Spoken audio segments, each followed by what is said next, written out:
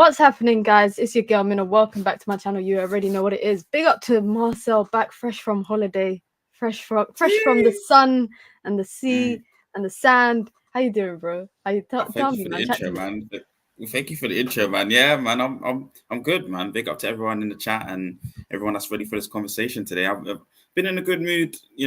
Obviously coming back to this country, the weather's dead, man. The weather's dead, son. I'm just seeing everyone just running around at 100 miles per hour. I'm still in holiday mode. I'm still kind of just really sluggish right now. So, yeah. Of course, let's start with the positives. I'm gonna say let's start with the positives. Let's talk about FA Cup Sunday. I said United would win. I had a feeling United would win. I'm not gonna lie. I said 2-1. I didn't think it would be the way that the game was. What did you make of?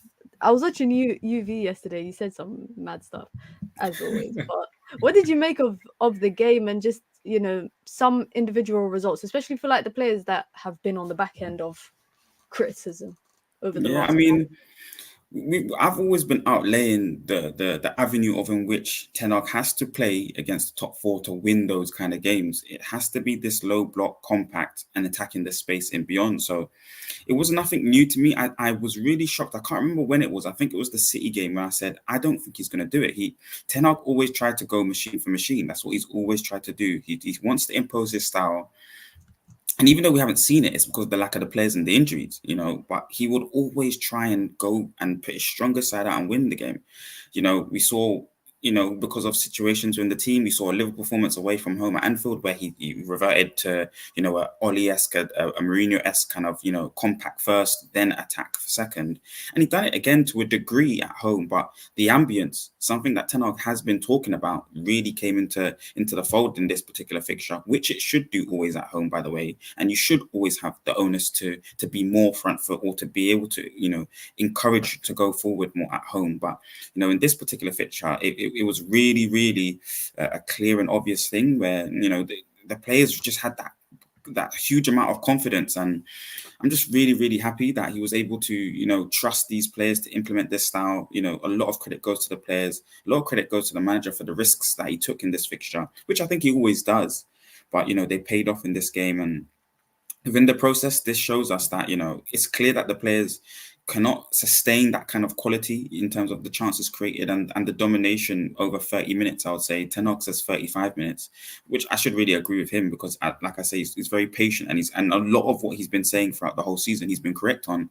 But it's like, for 30 minutes, we were playing front foot football and dominating Liverpool. We can't do that for 90 minutes for majority of a football match because we're just not there with the overall quality of footballers. Some are young and inexperienced. Some are too old. Some cannot do the demands of Ten Hag, which we've been talking about. So you can see all of that play out at this high level of football match. But again, when you're playing at this high level of football match and that we clearly have the inferior squad, you have to go with those defensive principles first, and Ten Hag's always trying to make the next step, but he's playing with them. He's starting as you mean to go on. Predicaments as so. At the beginning of first season, he had to revert back to certain things and work on that counter-attacking style first. But I feel like and I mentioned to you before, he's got a really good counter-attack. And I dared not say it before that it's better than Ollie's, but it just feels like it is the way it's implemented, the quality of footballers producing it. I just think it's just a world-class counter-attacking system. I can't wait until he gets the quality of players that he can trust to say, we're playing football from the halfway line and the goalkeeper is the only person in our half. And once he gets that kind of quality and caliber of footballer, I just really think it's a wrap. I genuinely think, and that Liverpool performance has genuinely shown me that, this is the best manager on the planet Earth for Manchester United Football Club. There's just no two ways about that now for me. Big up to Aminor with the super chat. I'm going to come back to what you said. Big up to Aminor says, Mina, I said Antony can play left back. You laughed at me. Can I just say that Antony playing left back, he didn't really I don't feel like he had the defensive duties of a left back in that 15-20 minute interval that he played. Do you think so? Do you think he could actually play left back? I think because it was a basketball match and United needed to get up and down the pitch, putting him at left back made sense. And also I think Ten Hag put him at left back to have his penalty takers on the pitch as well. Eriksen wasn't going to come off. Bruno wasn't going to come off. Rashford wasn't going to. Ten Hag wanted his penalty takers on. Antony in defensive duels, 1v1. I'm talking about the way that Wan-Bissaka defends, the way that Dalot might defend, even the way that Luke Shaw might defend. I haven't seen that from Antony, so I can't say he can play as a left back. But in that particular game against Liverpool, I feel like because it was like a ping pong match and it was just up and down the pitch non-stop, Ten Hag just needed players that could get up and down the pitch. Speed, because Antony is quick, he's got a bit of pace, and dribbling ability, which he did win 1 or 2 aerial duels. But let's be honest, guys, we did not see any sort of, I'll say, fullback ability from him because the game didn't require it. It was a game of chaos. It was a game of, let's be real, like there was some tactical change. I do think Ten Hag made tactical changes in the game, but the tactical change wasn't putting Antony at left back. It was having as many attackers on the pitch as possible so that United could all attack together and all defend together. That's what I think anyways. And for that reason, I will continue to stand on that opinion that I don't think Antony can play left back in terms of consistently coming up against the best wingers in the league because we don't know what he defends like as a 1v1 fullback type setting. What do you think? I agree. I agree with you. Like, it was a needs must situation. I think that's the tactical element of it. Who do you decide to put there to suffer to a degree when we need, these 15 minutes to be played in a certain way, with a certain tempo, with a certain. And Ten Hag was able to select Antony for that, and then the angles with the left foot. So in terms of his principles of what Ten Hag actually wants at that position, Antony was the best case scenario for it, and it worked out.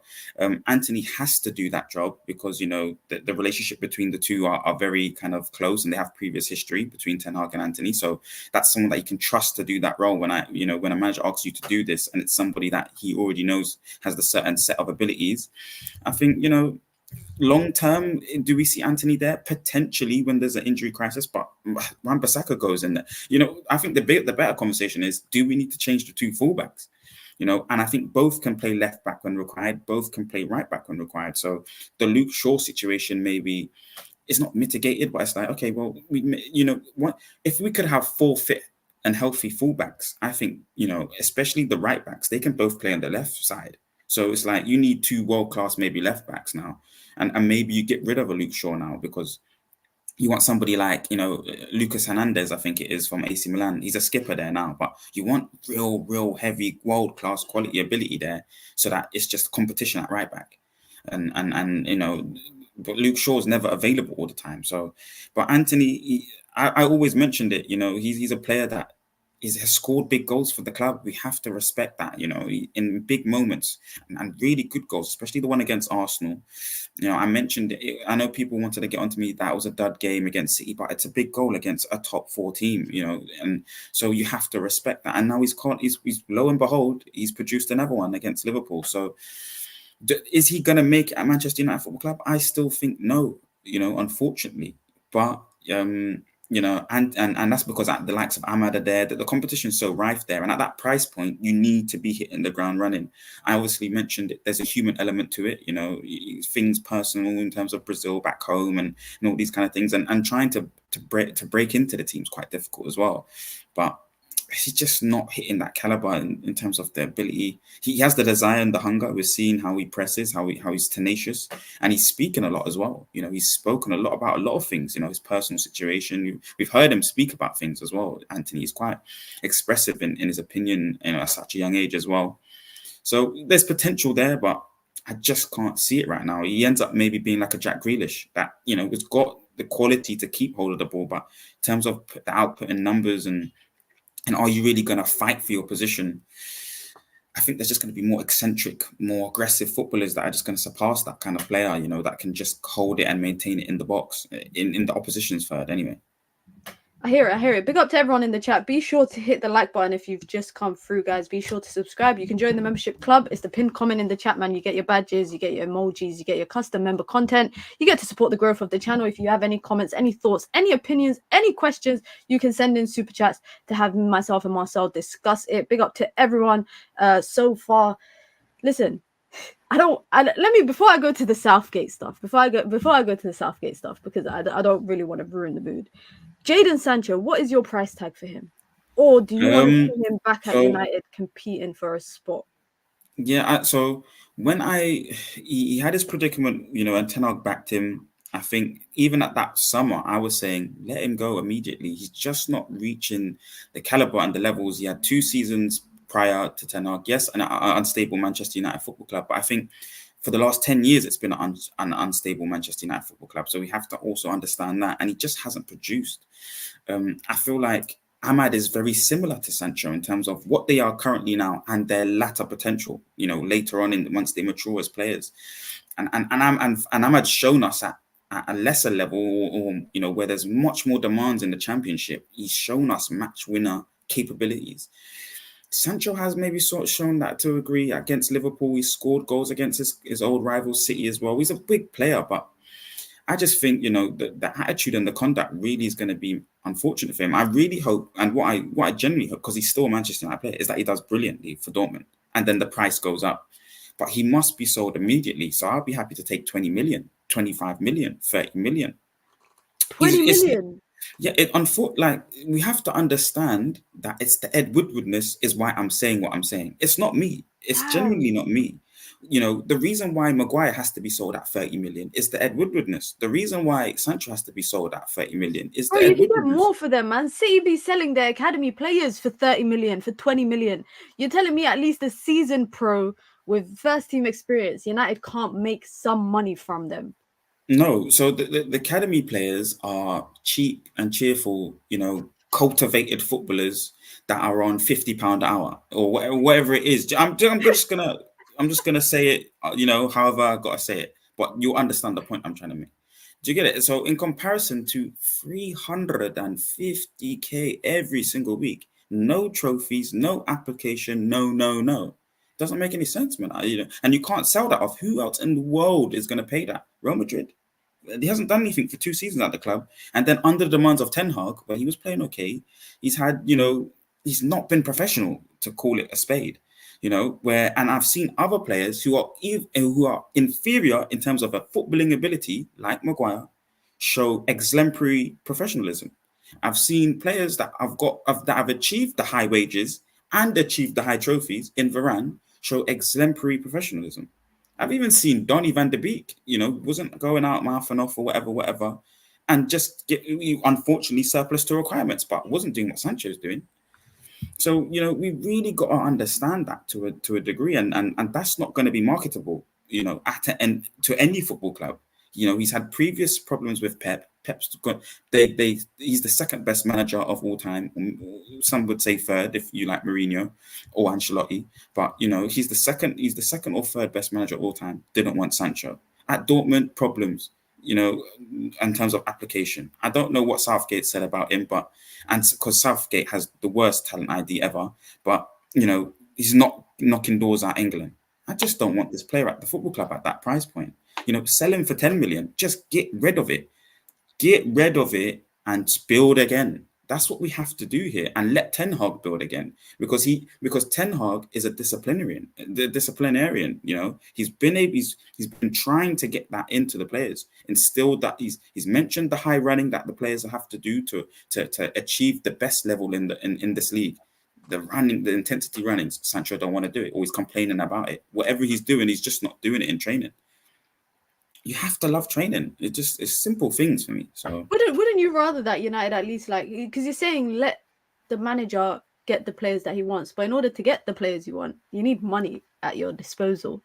Mm-hmm. So I'm not saying 10-20 million makes a big difference, but 10 and 20 million is really the difference between United possibly, having gotten a low knee in January, because that's what they needed. They literally did not have a penny to spare. I feel like 10-20 million is really like lowballing Jadon Sancho, and not just him, but in terms of outside of the situation this season, there are factors I think that make him a sellable asset. There are factors. He's still young. He's an English. He's an England senior player. Although he hasn't been called up in a minute, he has caps for England. Been to major tournaments with England. He's been, prior to Manchester United, playing at Borussia Dortmund, doing well. There are attributes, I think, if you look at the whole situation as a whole, you could say, he might have, one example here where he had a run-in with the manager, but look at all these other examples where under the right structure or in the right environment, he can really make a player out of himself. And maybe Man United could use that to buff up his price a bit more. Borussia Dortmund are saying they're only looking to spend at about 35 million, which I think is quite low. But I've seen people saying that that's more than enough. Just get him out. Yeah, I agree with those people. You know, like I said before, after his second season at Manchester United Football Club, I wanted him sold immediately. I could just see it already. He was not going to. He can't. Under Ten Hag as well. This guy wants you to press and chase and run, and you can only Rashford's really going to be able to get away with it. Only really, and number 39 Rashford never was like this. So we're waiting for Rashford to get back to the old Rashford, and then players like Sancho just won't be able to live with this demand of consistent work, this demand of high intensity training sessions, and not high intensity training sessions, just application in the training sessions. And that's what I'm feeling like has not been delivered. And then the attitude is just not professional enough. So 35 million is good days. And then on top of the wages, no one's going to, we're going to have to pay somebody 120k every single week just to keep him over there. That's a guarantee as well. So they're not looking the salary will be the biggest issue. Yeah, they're not looking. Nobody on the planet Earth is looking to pay more than 70 million for him or 60 million for him. It's going to be 50 if you're not. That is so nice. I would, even for 40, I'll be so happy. I'm expecting it. I would let him go for 20 million. I promise you. And straight away, I wouldn't even blink. It's the Ed Woodwardness, the other person that I wouldn't even blink that needed to be going 5-10 years ago. You get it? Like, so this is part of it. We have to get rid of these players that are not got the right application for the football club and just don't have the right. He has the right ability, but even on the wing, that's not the right ability. He's not fast enough. He's not direct enough. Yes, he's link up, but we're not there in the process yet where we require that. Technical high IQ players. Right now, it's be compact, learn to attack the space in behind, and focus on the ball regains. What's in behind, running back, chase, that's even more important than going forward for us right now. So he's just not going to be able to make it, unfortunately. Kobbie Mainoo got his England call up, guys. I for one, I'm chuffed about it. Are you chuffed about it, Marcel? Are you happy for him? Do you think it's deserved? Do you think do you think he'll be on the flight to the Euros? He should be. I've been saying Jude Bellingham, Declan Rice, and Kobbie for a long time now. That's. Who do you think has the highest ceiling out of the three of them? Oh, Jude already. He's doing it on the biggest stage and will continue to do it for the rest of his career. Declan would be the one that will maybe have the shorter career or like the smaller career, even though they're all due to have massive careers. Yeah. But Kobbie would definitely be close to Jude in a sense because he can do the offensive and the defensive side really well. But the offensive side's a bit better than the defensive, whereas Declan's is more he can do the defensive side a bit better than his offensive. So I think just naturally the ones that can score goals or change games in the forward line, are gonna have the higher ceiling. And I think Kobbie and Jude have that more than Declan, but they're all just ridiculously good footballers, and you have that midfield. You've got to get some quality around them or players that can help, add to their game. And I think Kobbie deserves this. And yes, it's, early days, but Kobbie deserves this. And I'm really happy for him.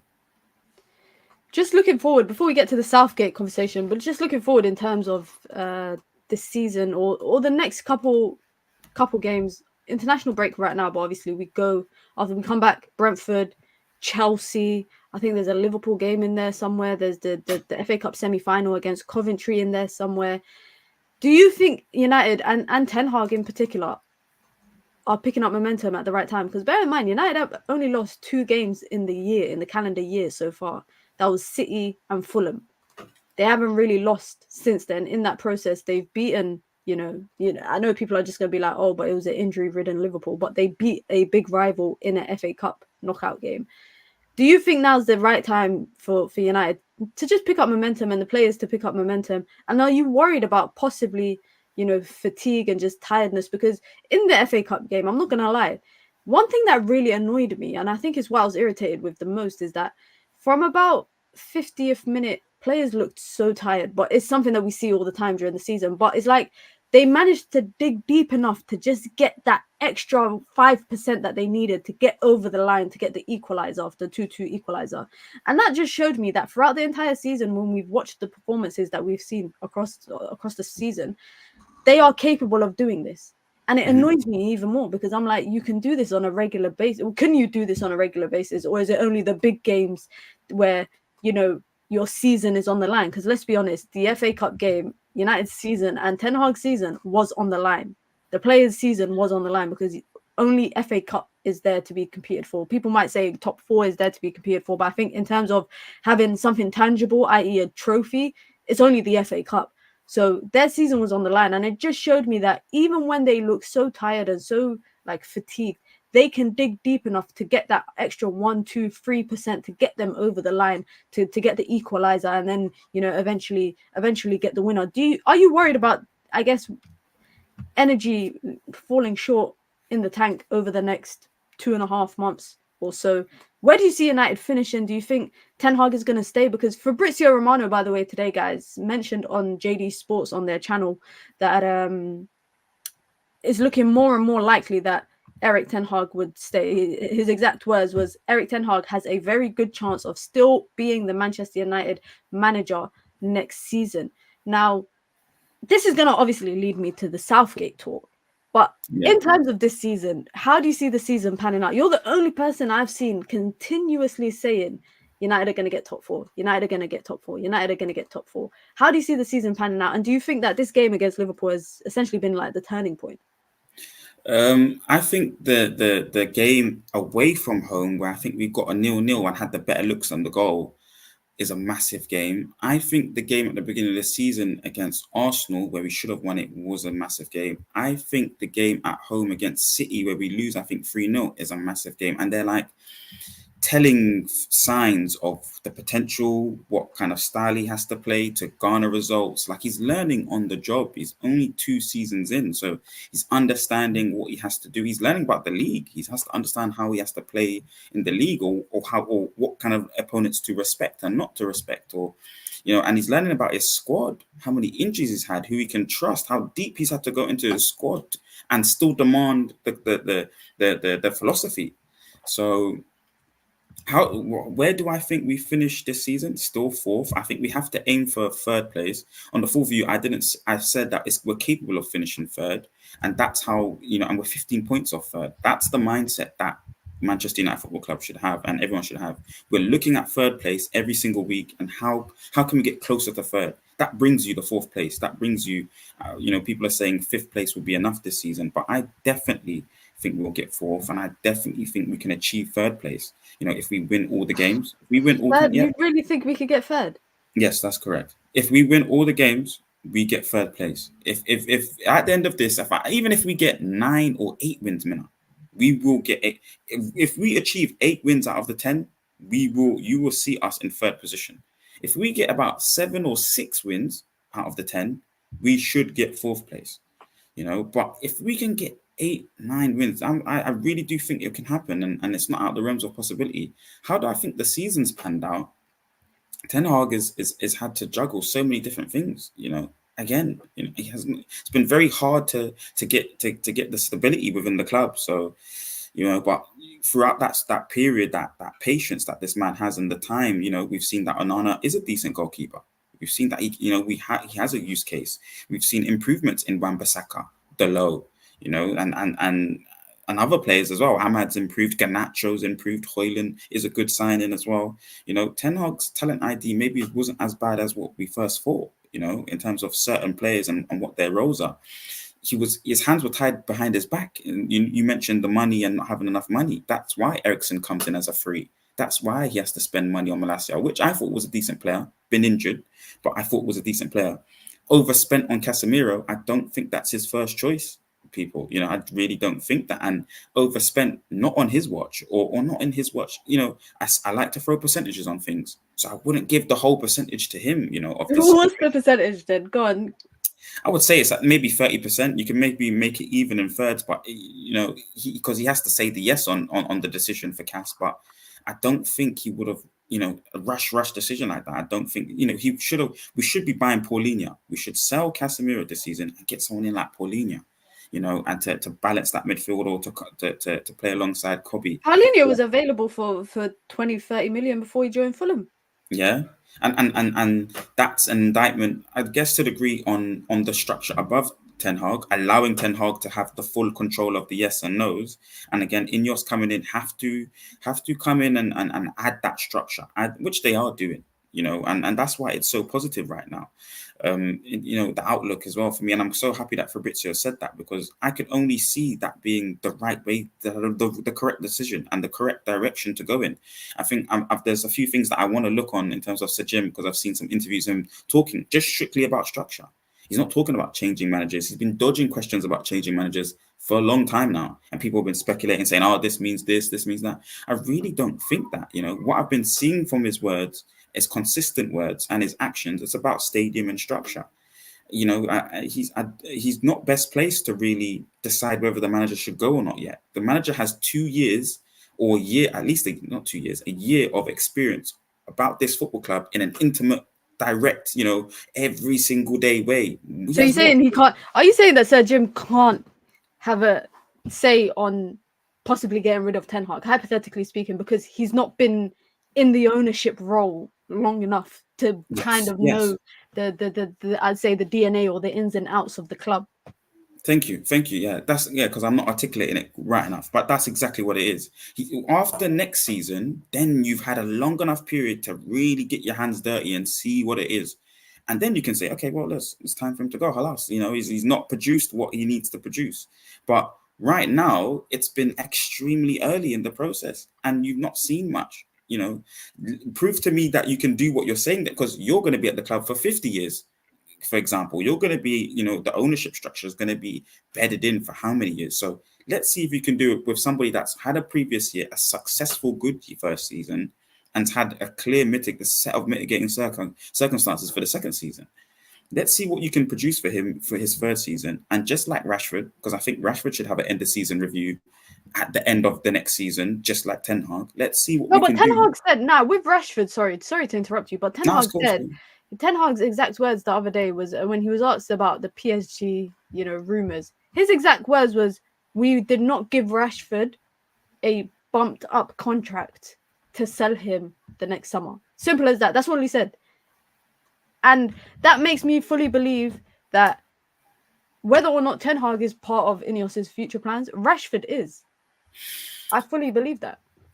Whether or not, and what I'm trying to articulate is that there's a hierarchy above the Glazers, above Sir Jim, and it's the Glazers. Do you know what I mean? So I genuinely speculated, I think, with here on the show before, I think it was with you first, Mina, where I was saying, you know what? I don't even think Ten Hag had a say on the Bruno and Rashford transfer contracts. I genuinely don't believe he had a say, and neither does Sir Jim. So, he most probably gets told from the Glazers, well, there's only a few requirements that we want here. Bruno and Rashford. And maybe Scott is maybe in that. But I was speculating that months ago. I said it on this very show that, I just feel like there's no way he cannot come out in a presser months down the road and say, I can't play because I have certain players. I have to play this hybrid football. When the man only knows total football and possession-based football in the opposition's half. That's all he knows. So when you have a set of footballers, Maguire, you cannot play that position in the opposition half. Even Rashford and Bruno, to a degree, they've adapted, and Ten Hag has shown them how to play vertical football, and he's helping them still get the best out of themselves within the group of players that they have. And he's working wonders and cultivating better levels, especially in Rashford's game, and asking demands of Bruno's captaining ability. You can't really change Bruno's game at this stage of his career, but what he can do is ask him to garner new levels out of himself, to produce for other players, mental, the temperament, his behavior, his petulance, his passion for the game, to how can you improve this and get this better? And this will make him into a more elite player. But I don't think he had a say on those two things. So, and neither does Sir Jim. So I think they're both going to speak in a way that it's like, you know what, we're not going to sell these two players. But Omar Barada said completely different, to a degree. Each player has 2 or so years to prove something. So I think once Omar comes in, again, shouldn't make the decision on the manager because he just doesn't have, that period of boots on the ground in the club right now. It's too early. So at the end of next season, look at it and see whether they both require another season or a new contract, or well, for Ten Hag and more seasons at the club, which I think it will be clear as day that will be the case at the end of next season. And then for Rashford, whether you're going to sell him in that following season after next season.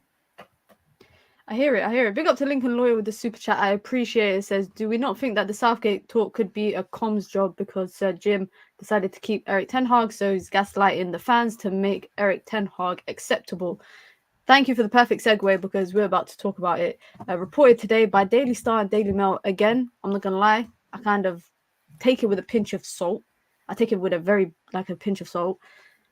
That Sir Jim Ratcliffe and, the INEOS structure do like and are making their top choice to be Gareth Southgate as the potential next Manchester United manager. Now, again, this is just paper talk, but we're not going to completely avoid the topic because if it's being reported, maybe people are being briefed by people within the club, or like Lincoln Lawyer said, maybe this is just, a kind of a plot to make people lean towards Eric Ten Hag. Because let's be real, I said this earlier in my stream earlier today, I said, if it's between Southgate and Eric Ten Hag, put that paper on the table and tell Ten Hag to sign a 5-year extension, because there is no way on God's green earth I would want Gareth Southgate, Mr. Waistcoat, more like Mr. Wasteman, as if I would want him at Manchester United. No disrespect, honestly, and I don't mean this in any disrespectful way. Southgate is not the manager you want at Manchester United. It's just not, for me, it's like he's failing at England. I actually think he's a failure at England with the resources that he has and the players that he has, and he's yet to win a trophy. Wallahi, if he fails this year in the Euros, get rid of him. I mean, his contract finishes with the FA in December this year, but apparently the FA want to keep him on as future manager. I mean, in 2 years' time, it'll be the World Cup, etc., Euros this summer. But the fact that he has failed for 2 competitions in a row, dead guy, dead. What's your thoughts on that? And I know you're going to share the same sentiment. Yeah, it's exactly that, and I'm very scared for the future of our club. I feel like Sir Jim coming in is somebody that wants the best of class domestically. I feel like it's an opportunity to raise the profile. Pardon me, to raise the profile of the whole country. It was such a global entity that attaching maybe the England, the English FA and all these kind of things maybe raises the profile of everything to do with, English football. And I just feel like it's speculation. But if it's anything near, truth within the INEOS structure, then it's a serious issue that, it's just, that is very scary, because like you say, he doesn't know how to use the resources at England. And we have a really seriously wicked team right now that need to be able to, play good football. And his style is just very mid, for want of a better word. So I'm worried about that. If it's not Ten Hag, it has to be De Zerbi for me, and their only differences for me is one plays football automation and one allows football rotation and total football in Ten Hag. And I think that's the direction that we would want to go into as Man United fans, where we're seeing, freedom in football, creativity in football, players playing everywhere, but as a cohesive unit. Whereas, De Zerbi is very, very structured. You'll see the exact same play 5,000 times, and exactly where the ball's going to go because, he's resting on the ball. He's drawing out the opposition. So whereas Ten Hag is trusting the players to know when to and how to do certain things. So I don't know. Southgate, no, please no. I feel the same sentiment as you, man. I'm not gonna lie. I do. Like I said, I think it's just paper talk. Somehow United always have to be in the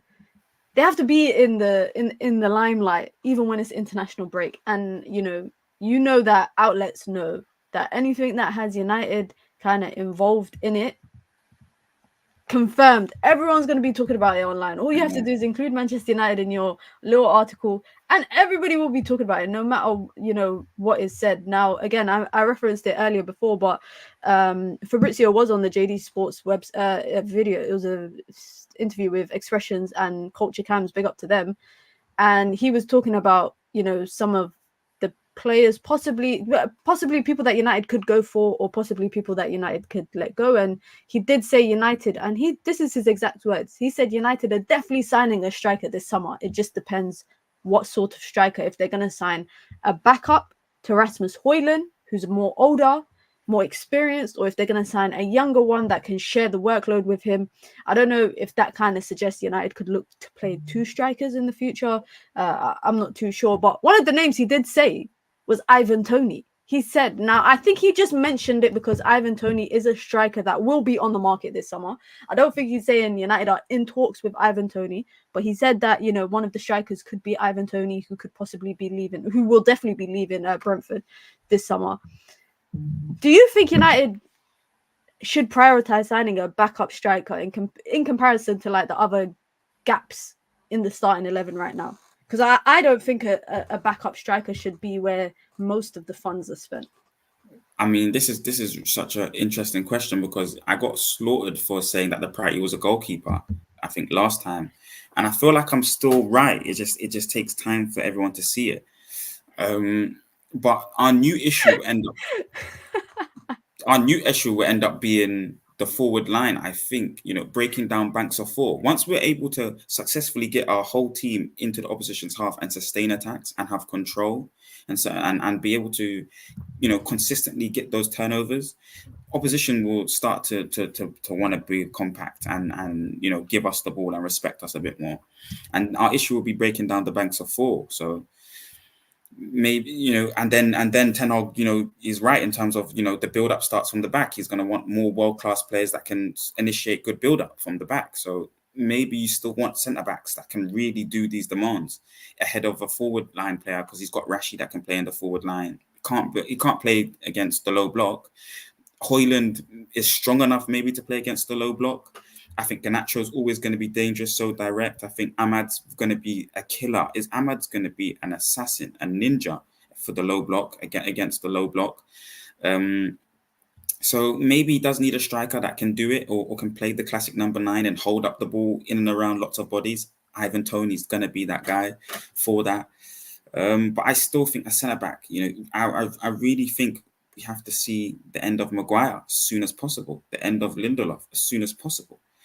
You know, Scott has a role within the team, so you can have him on the bench. But I really want to see these world-class centre-backs that can, you know, play the line-breaking passes and can almost play the quarterback from starting from the halfway line. I think that's more important than a striker in this moment. So I would still say centre-backs, getting us that Van Dijk, getting us that that I think it's Diaz or whatever his name, Ruben Diaz for City. You know, once they got themselves that world-class centre-back, it's like, you know, okay, we can trust him to be on his own and handle the situations.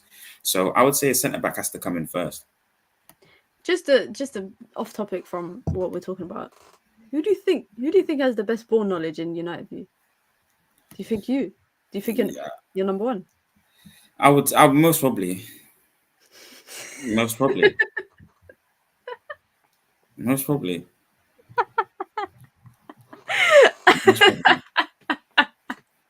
Most probably.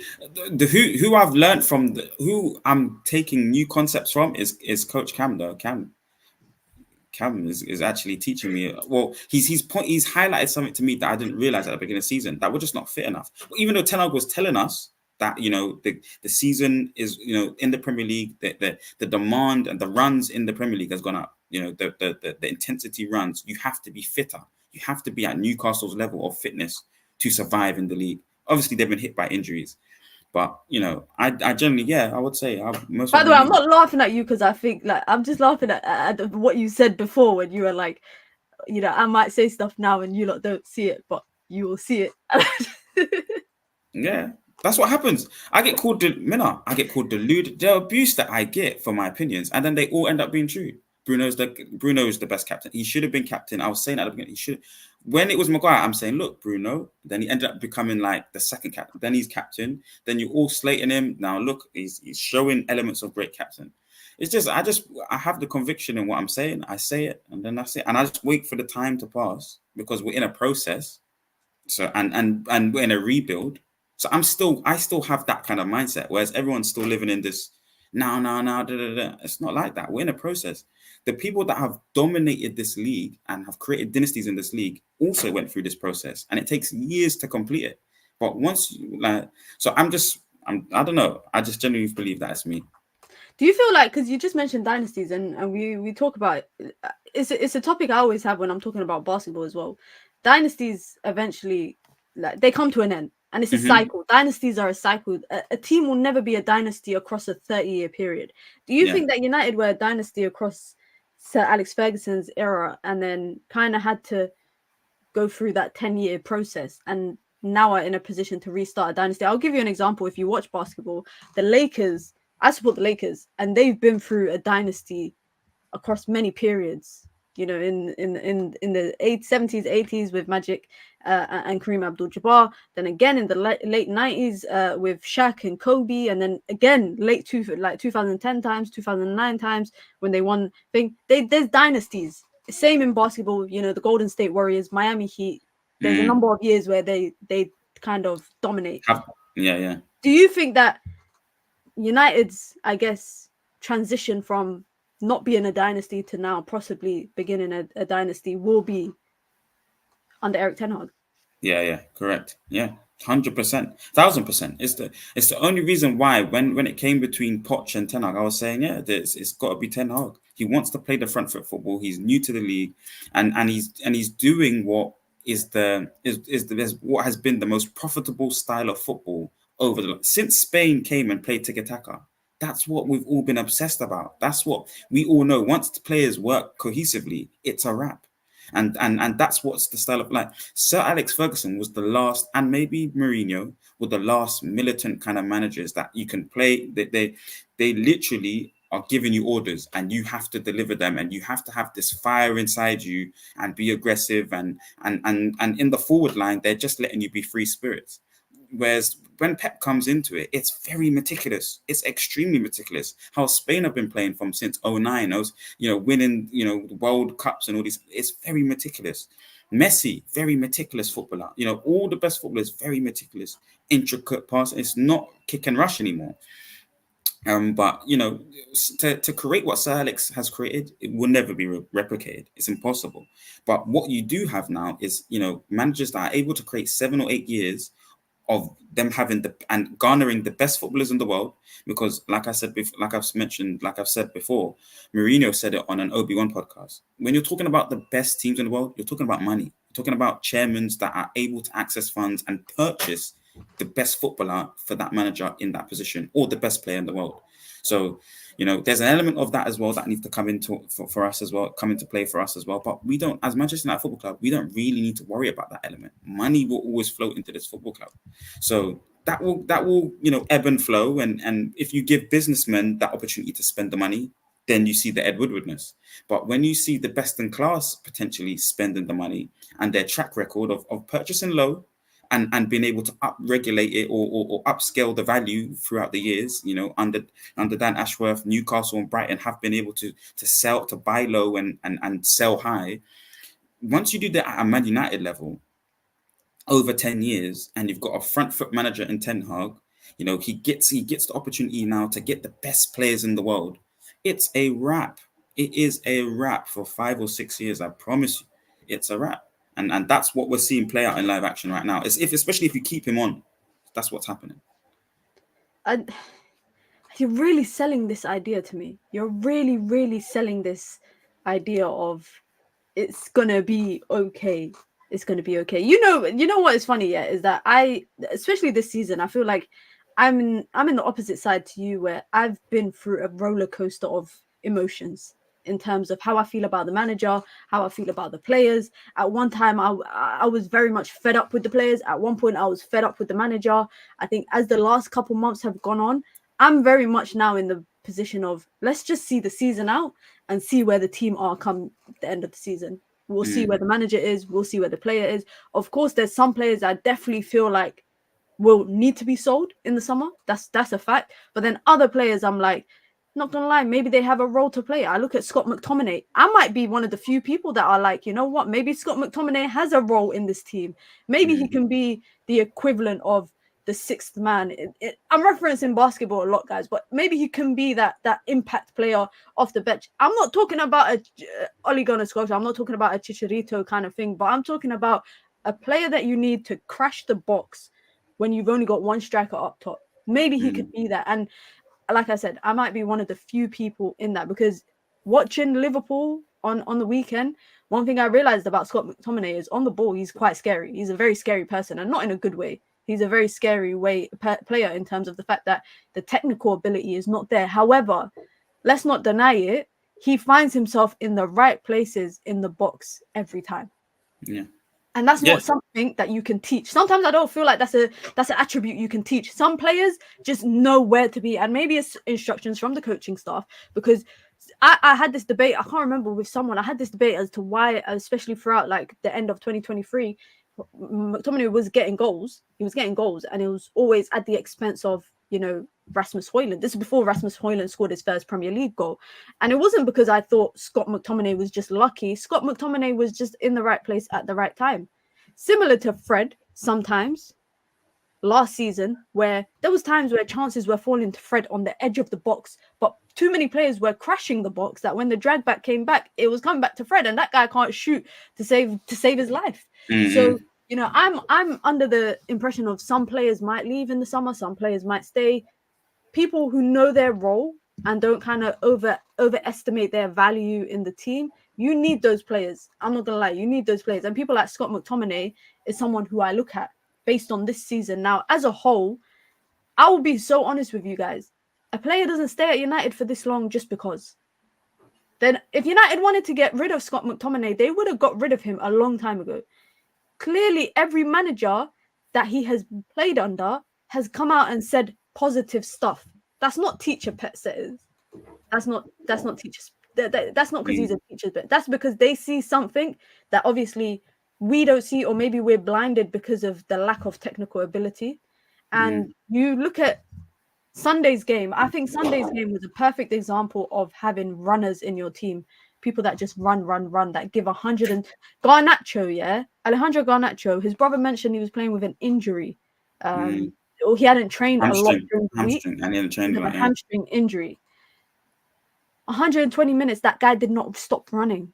He had a third lung in his chest. He didn't stop running. Do you think, let me ask you this, do you think he's going to join Real Madrid at some point?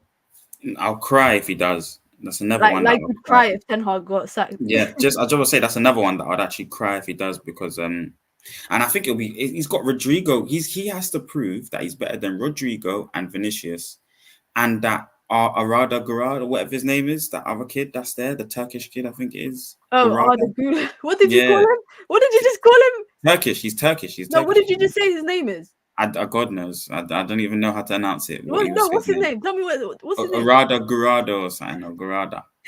Bro, it's Arda Gula. Why are you adding random letters to his name like that? I don't know who he is. That's why I'm just guessing in and around what I thought what his name was. But Garnacho has to prove that he's better than those two, and they're going to be GA merchants. So I can look at it two ways. Garnacho is about to become extremely world class. He's about to become extremely world class, and that's the only way he'll end up going there and survive there. And then the other way I'm looking at is he cannot leave the club now. You know, he has to produce a Ballon d'Or. If he really wants to be like Ronaldo, give me the Ballon d'Or season, and then halas, go then, okay? But until then, you have to stay. The managers cultivate you. I feel like I sent out a tweet when Garnacho first started playing. I used to put out tweets and I got bare flack for it. But I was saying there's a disconnect between him and Ten Hag, and he's not running enough. And people complaining, and there was big speculation about it, a lot of tweets. But I feel like I've had a hand in that and his change of attitude and application throughout that moment there till now, because that's a lot of what we focused on about Garnacho's ability. His going backwards, running backwards, ball regains, and now he's fabulous at it. You know, his attitude and application to the game now is really, really good. So I'm happy for his potential. He's been a big part of the team right now. At such a young age, he's having to play a lot of football. But what I find so lovely about this is that he's in and around the players like Bruno. Imagine like all these players have Bruno as an example, always available, whatever it is. Like they have to take something. It's like having Ryan Giggs around. That's just always been able to play, always in what fabulous condition, ready to like. They need that as a young player. They need to see that as an example. You must be ready Are to you comparing for selection. Bruno's influence as a captain to Ryan Gibbs's influence in that In terms of 28 years? availability, is what I'm referencing it to. In terms of availability, Giggs had 700 odd appearances. If Bruno ever was blessed enough to have that much time on the football pitch at Manchester United Football Club, he would end up getting those amount of appearances. So in terms of availability, I'm referencing it just to availability, not stature, not trophies, none of these things. Availability within the football club. Nacho needs to garner some of that, and get some of that. Højlund, being able to keep themselves in good condition to play, is something that is what I'm kind of saying there, and very, very happy for Garnacho right now. But going to Real Madrid, no way. Please keep him away. Stay like keep his head to all these players. Kobe, head to the ground. Garnacho, head to the ground. Nothing's been achieved. Højlund, head to the ground. Nothing's been achieved. Just keep doing the humble work for the next 3 seasons under Ten Hag, and he's going to grow you into a world-class player. You know what's interesting with the Garnacho thing, and I think about it all the time, is Garnacho's experience with Ten Hag didn't start in a positive way. They went on pre-season. He was left out of basically the entire pre-season tour for being late to one meeting. And what did he do? As a young player, it could really go 2 ways. It's either A, you go on some tantrum, or B, you accept your mistake, you start learning from the better players in the team, the professional ones, and being around them, and then you get your chance, and then you take your chance when you get it. And Garnacho did exactly that. And that's why I got a lot of respect for Garnacho, just from the fact that, if you read about when he joined Manchester United, he came over in the final year of the Brexit laws, which basically meant in that year that they signed him, they signed Hannibal, they signed a bunch of players for their academy, and they restructured the Manchester United academy. Shout out to Nick Cox and all of them. They restructured the Man United academy where they were getting homegrown talent and then buying talent at the age of 15, 16, 17, bringing them over to the academy. Garnacho was some of them. Hannibal, Kambawala was one of them as well. And he moved over here just when the pandemic was about to start.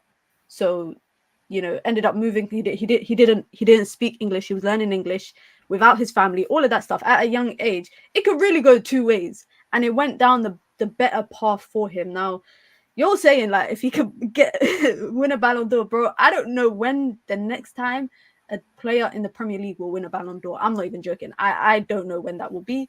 I think as long as players like Messi is still like, probably now Messi won't win it because he's not playing in top flight football. But I think if Mbappe wins the Euros, I think Mbappe's win. Like this year, I can say Ballon d'Or. I don't know who's going to win it because no one's really had a kind of that kind of level of a performance of a season. Big up to Lincoln Lawyer says to both of you, your marquee signing of the summer. Is that in reference to this summer, or is that in reference to next, like the summer coming, or are you talking about the players that we just signed in the summer? Sorry, just clarify that question. You can just clarify it in the chat. And then we'll come back to that.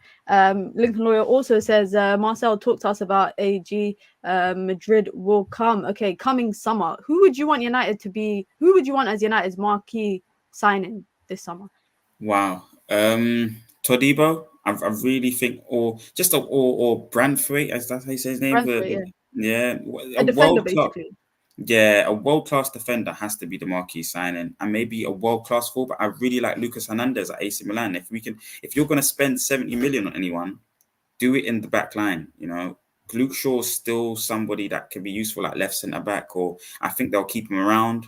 So I would say a world-class left back or a world-class centre back. That's what we really need. You know what it is, bro? I'm not gonna lie. I got a little bit of PTSD of signing English centre backs. I understand. Big prices.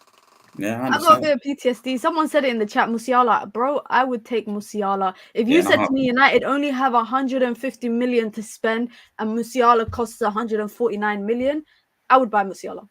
I would absolutely buy Musiala. Absolutely. It's just a matter of where he would play. Whether he'd even want to come to England or not, that's kind of like a different thing, different topic. But he hasn't even renewed. I think his contract finishes next year with Bayern Munich. So they're in talks right now to get him on a new contract. And he's still kind of holding back of signing one. But I if you follow me on Twitter, you know I absolutely love Jamal Musiala. He's all I talk about on Twitter all the time. So I would definitely take Musiala, and I would drop Bruno for him. I would drop Bruno for him. Yeah, I wouldn't drop. I would find a way to just remove Bruno out the 10. Maybe play him next to Kobe. Just play him next to Can't play Kobe. next to Kobe, because then for me, and this is maybe a good topic of what you think Kobe's best position is, because for me, I don't think Kobe. I think he can play as a 6, but I don't think he will definitely I don't think you get the best 10 out of 10 for him. I think if you want a 10 out of 10 performance, put him in the 8. I think put a dual monster, a physical box to box midfielder next to him, and play him a bit more advanced, because let's be honest, he's good on the ball. He's good on the ball. He's good with the ball at his feet, good in tight spaces with the ball, can get away from people.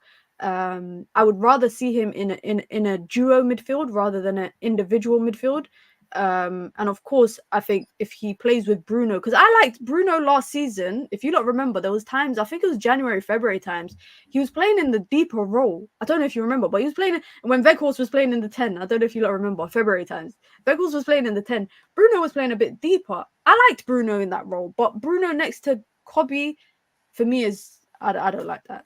I don't like that. I mean, with a Musiala, what we're asking to happen here is a Xavi, Iniesta, and is Xavi, Iniesta, Busquets though? Busquets. And actually, so Jim Ratcliffe said it today. He said, if you haven't listened to, he did an interview on a cycling podcast, and he said what United are missing right now is a Paul Scholes. He said they're missing a Paul Scholes, they're missing an Iniesta, they are missing a Roy Keane caliber type of midfielder.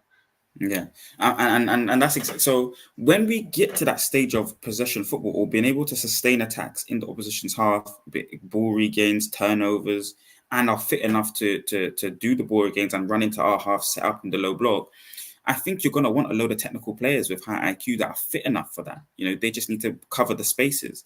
So you could maybe get away with a Bruno there that's intelligent, telling Kobe where to go, and then having your world-class superstar like Musiala in the 10 that's just always capable of breaking down banks of 4, banks of 2, transition. Like Musiala is going to be a double Ballon d'Or winner. He's that good at this game.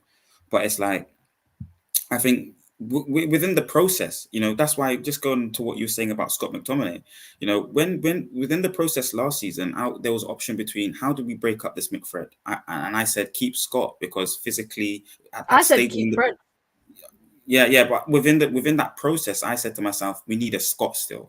Fred's a bit smaller in stature. We need height. We need physicality. You keep a Scott. Well, the next stage of the process, or taking the next step, is getting those players out like Scott McTominay that only have one feature or one capability.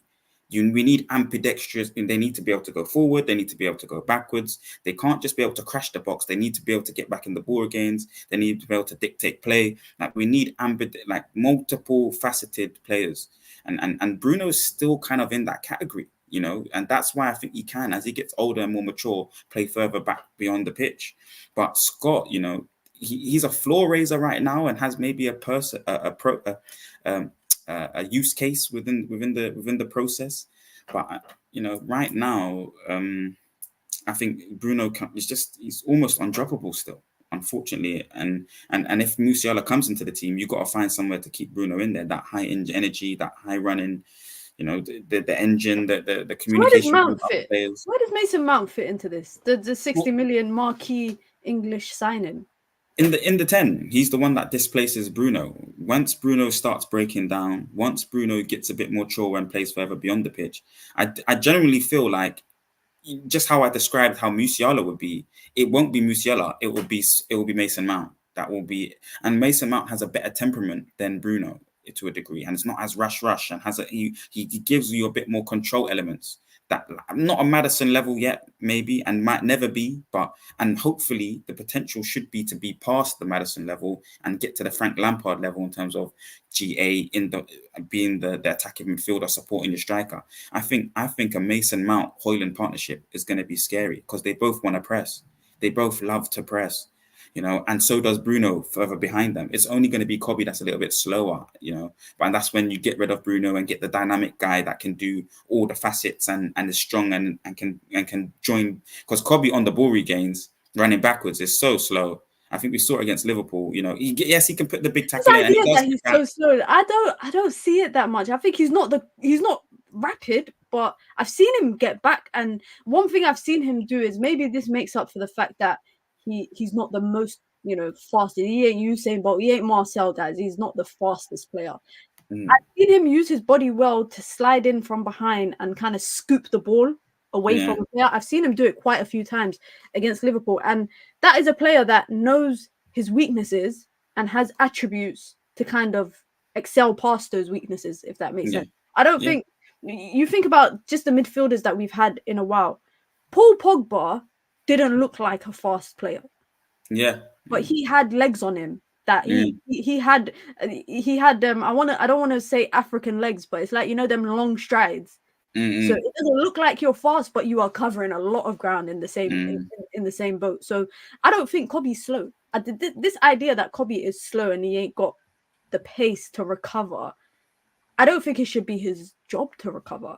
I think he should support his midfielder. But this is the thing, is that he's playing as a lone six, in games for Manchester United. And, you actually just touched on it in terms of the pressing from Mason Mount, from, Bruno, from Højlund. One thing I noticed in the Liverpool game in particular, and especially in the parts where we were kind of losing control of the game, the thing that I realized the most was that the gap between the back line and the front line is so big, because the front line is pressing and the back line is so far back.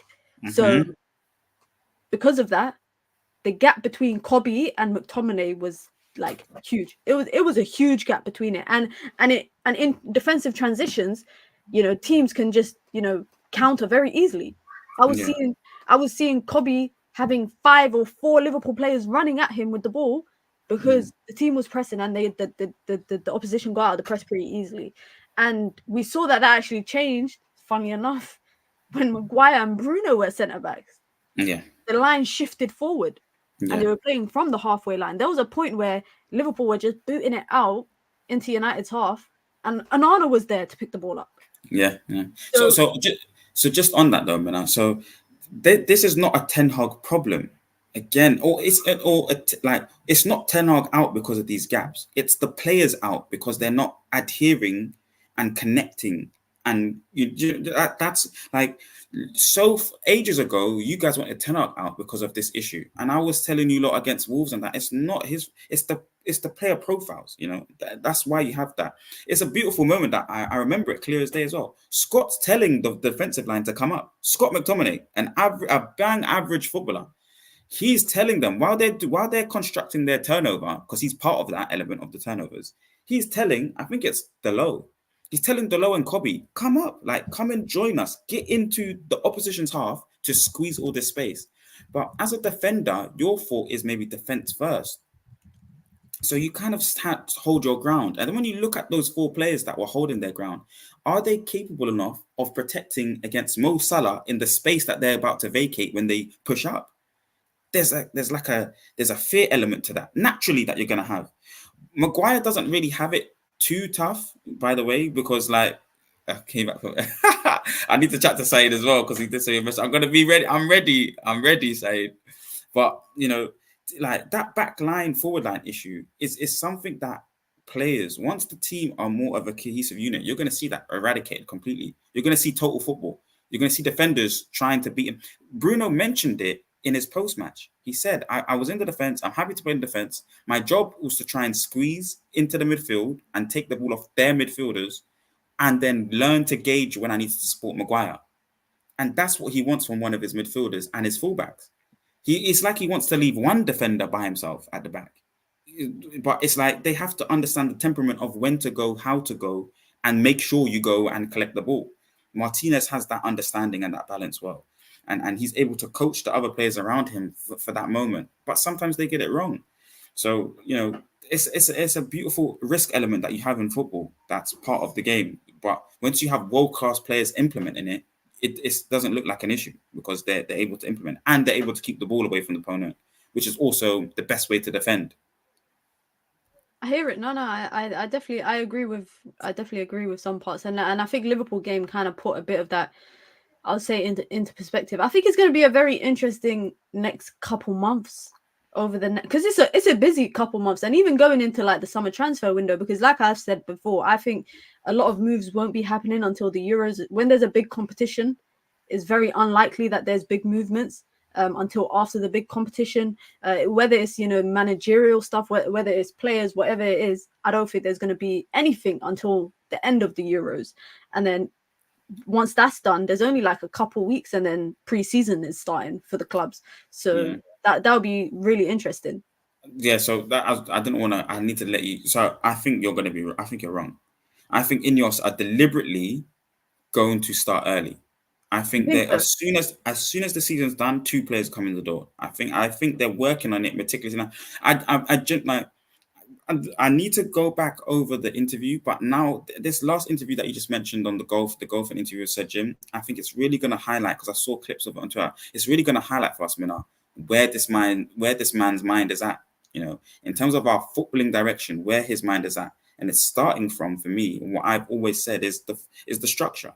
He's obsessing over the structure right now. He's not going to touch a managerial position, which he shouldn't. He really shouldn't. He should do that at the end of the season of Ten Hag's last season, which, by the way, once that transpires, he will want to sign him on for another 3 years. I genuinely believe that. But it's like he needs to obsess about the structure and get it right. That's the most important thing. I think a lot of his words is speaking to that as well. It's not been speaking to the exits of Ten Hag.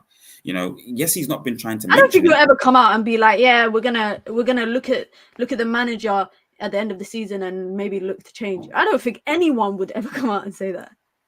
Well, he doesn't have the power to. I think someone like Abramovich or someone like that has the power to, and I think those chairmen do.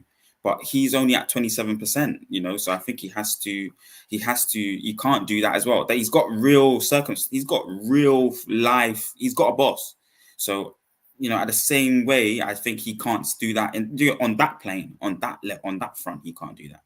So, I don't know. I tend, they have to give the structure, time to structure, and once they implement that, it's a wrap. Especially under Ten Hag, because he knows what he's doing. He genuinely does. All right, listen, quickly before we wrap it up. This is the final stretch after international break. It's the final stretch of the season. There's not many games left. Another trip to Wembley in the form of a semi-final. If they get past that, it'll be another final. That will be 3 finals in 2 years for Erik ten Hag. Now, I don't want to think about the FA Cup final because, like I said, there's a semi-final to get past first, and I don't think it's going to be an easy one. I think that's going to be a difficult matchup. How do you see the season ending for us? Come 20, what is it? 20? Is it the 19th or the 20 something? I can't remember. Yeah, I think it's the 19th. Or no, yeah, I think it's the 19th because the women's season ends on the 18th. So the 19th is the last day of the men's season. What do you think is going to be the closing statement for Manchester United come that day? Trophy and Europe. I mean, we've got Coventry, and then who's the final against Chelsea potentially? I don't want to look past Coventry. I don't look past them. But against low blocks, we're going to suffer towards the end of the season. But the counter attack will still prove extremely strong against the superior teams, especially if Ten Hag implements it. We should win at least 5 or 6 games, which should get us that 4th or 5th place, and Europe will be secured. And I think he'll win the final, especially if it's against a superior team. The counter-attack will win the game. That will give us the best moments. Brentford against City. Yeah, if it's against City, we might lose it because he has to be we're counting our chickens. There won't be that many opportunities. But we'll have maybe the better looks of the goal. We always have done, in my opinion, except for when it was away at their ground. We just got destroyed and ran through. But he didn't play conservative football. He tried to go machine for machine in that 6-3 or whatever it was. But at home, we have the best chances. It won't be at home, it'll be at Wembley. Different crowd, 50-50 crowd. He has to play the counter-attacking football against City if it's them. If it's Chelsea, we win it. Coventry, God willing, we win that game and we implement the philosophy well. Against Brentford, they're going to be playing low block. They're not in a good moment. So it's going to be difficult. We saw against Fulham, the counter-attacks. We saw against Nottingham Forest, the counter-attacks. We suffer against the lower teams because their job is to embark on counter-attack, be compact, and try and beat Manchester United with Johnny Evans, with Varane that can't run, with Maguire that can't run at the halfway line. It's not a difficult job. That's not a difficult job. Me and you can spin Maguire, can spin Evans. I'm telling you. You just have to do 1-2. So I'm telling you, man, we would destroy them if they were playing from the halfway line. These are professional footballers, bro. No. These are professional footballers. I'm telling you, Mina, I'm telling you, from the halfway line, if it's just me and you against Varane and Evans and Anana's on the goal. Varane will 2-foot tackle me. No, he won't. No, he won't. We're going to play into the wide areas. Varane is the best box defender that United have. Come on. Yeah, box defender, but the demand, what Ten Hag is asking these players to do, especially at the top level of the game, is he wants them playing from the halfway line and controlling the situations in the halfway line. Let me ask you a question, yeah? Yeah. You, by yourself, do you think you're beating Raphael Varane 1v1? Yes. Yes. Well, I don't know. This is disrespectful. Guys, come on. This is disrespectful. That's disrespectful to say that. It's not. A professional footballer, multiple Champions Leagues, World Cup. He can't spin on the dime anymore. He's not got that. You know, like in NFL where they got that little shuffle and they can twist on that. He's not got that. What are you saying? Abdi shuffle settings? You're just gonna. Yeah, it's just Doku settings. You know how it's just quick turns and cuts. It's just. So now you're saying you play like Doku. Well, I know. What did I say? What did I say to you before? Bernardo Silva, Saka, and somebody else. You know? Yeah, you said to me you were a hybrid mix of two of the better players in the Premier League. Yeah.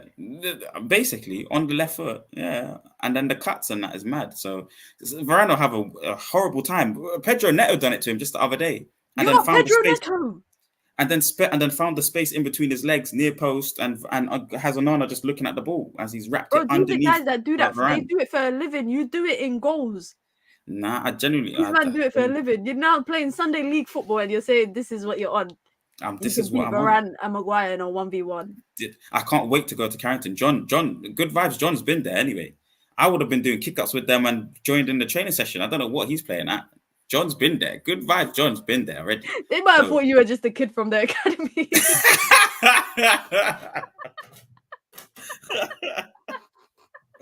Listen, I'll play against the academy lot as well. You know, I'm 22. I'll play against them. I forget you're not an old man. You know, I was gonna say, how can you play for the academy? You're moving like Tom Hiddleston. Yeah, man. I'll just be in the under-21s, man. They put me in there. All I need to do is just do the bleep test. Show them that I can complete it, and then they'll play me. I'm pretty sure of it. But yeah, I'm man. I'm complex to arrange this, man. Somehow, some way, there must be like a Make-A-Wish kind of thing with Man United where you could Man United Foundation holler at us because I want to see this live and direct. I would love to see this in the flesh of you 1v1ing any. I don't think you can beat Camboala, bro. Forget Varane. I don't think you can beat Cambodia. These are professional footballers. You are a Sunday League player. You just started going back to football this year, right? Oh, you don't know my levels, man. You don't know. Nah, I need to see this. BR Sports need to get you on their charity match this season. I swear to God. You don't know my levels. I need to see this in the flesh. No, you don't know my levels. You actually don't know my levels. I'm a serious, very extremely seriously talented player, you know. Let me ask you then, why are you not pro? Application is the biggest thing. And you know, ability is only like 2% of this. Yeah, ability is only 2% of this. Application, opportunity. There's a degree of luck in there as well. I was at Brentford for a little while. I had trials with a few clubs as well, a few London clubs. But I don't want to start talking whatever. And I played for Middlesex. I played for my county. I played for my district. I've played at semi-pro level. Listen, I don't want to start talking. I've got levels, man. These pros, especially, and I see it every week. We go to the stadium. Every time at the stadium, I'm thinking, I should just really get on that pitch, man. I don't know how, but I need to get there. It's genuinely, I can play with amongst all of these. It's not that difficult. Trust me. Listen, guys, this will be my goal to make it happen this year. I need to see you 1v1 in a duel against any professional footballer. Forget even Varane and Maguire. Just a professional footballer playing in professional leagues. At Carrington. Oh, God willing. At Carrington. Oh.